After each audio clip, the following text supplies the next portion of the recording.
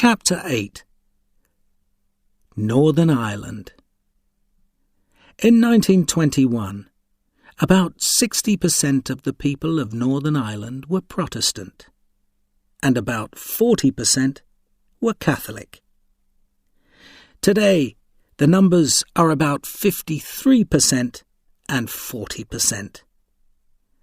Most of the Protestants want to be British, and most of the Catholics want to be Irish. Hundreds of people have died because of this. From 1921 to 1971, Northern Ireland had a parliament at Stormont.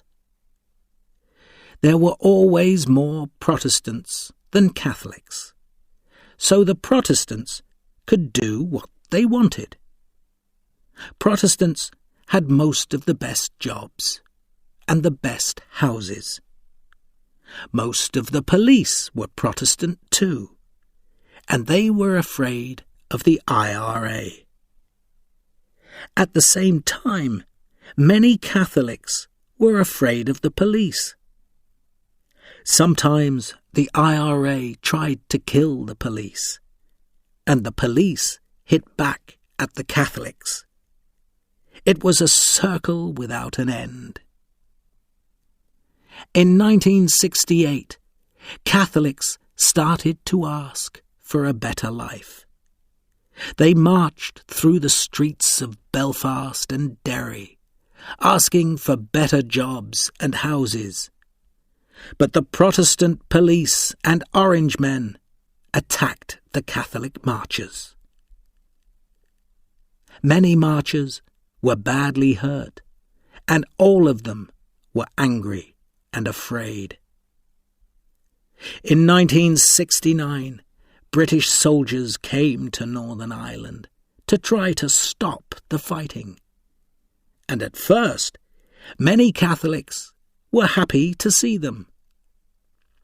But then the IRA started to kill soldiers and policemen, and so the British soldiers and police tried to find the IRA and put them in prison. Sometimes they put the wrong people in prison, and so the Catholics didn't like the British soldiers. Over the next 30 years, many terrible things happened. On Bloody Sunday, the 13th of January 1972, British soldiers killed 14 Catholic marchers in Derry. The marchers had guns, the soldiers said, but nobody found any guns.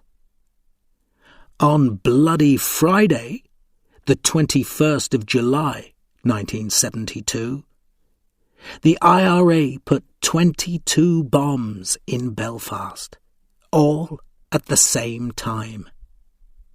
9 people died and 130 people were hurt, Protestant and Catholic, British and Irish.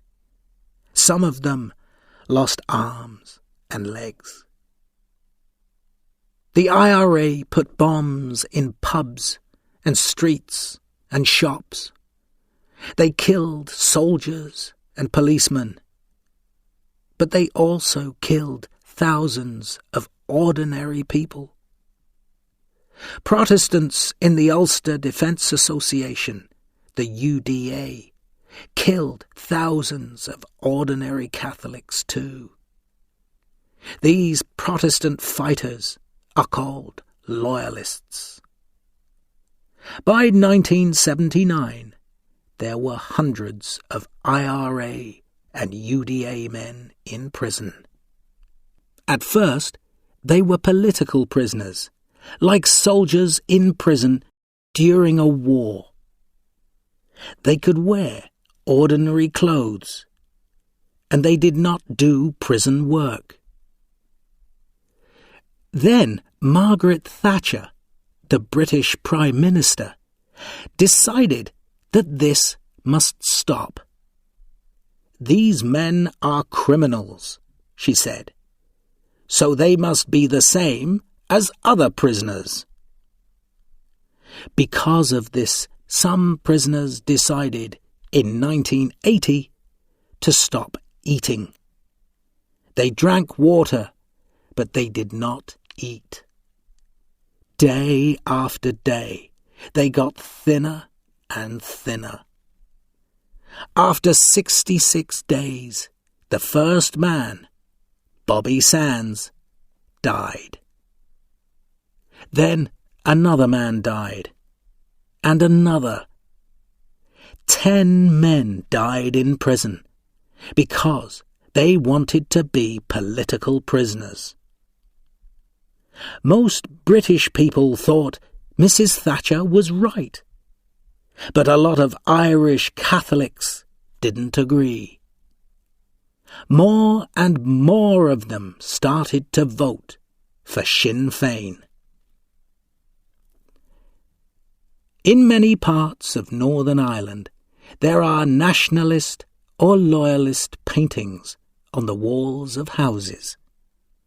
The loyalists usually show the Red Hand of Ulster, or King William of Orange and the Battle of the Boyne. The nationalists show Celtic pictures and pictures of Bobby Sands. Both of them often show men with guns. In 1998, the British and Irish governments met with Sinn Féin and the Ulster Unionists. They wanted to end the fighting in Northern Ireland. Together, they made the Good Friday Agreement. This agreement said that Catholics and Protestants must work together in the government of Northern Ireland. Today, Catholics and Protestants still do not agree about many things in Northern Ireland. But after 30 years of fighting, people are starting to talk to each other, and most people are happy about that.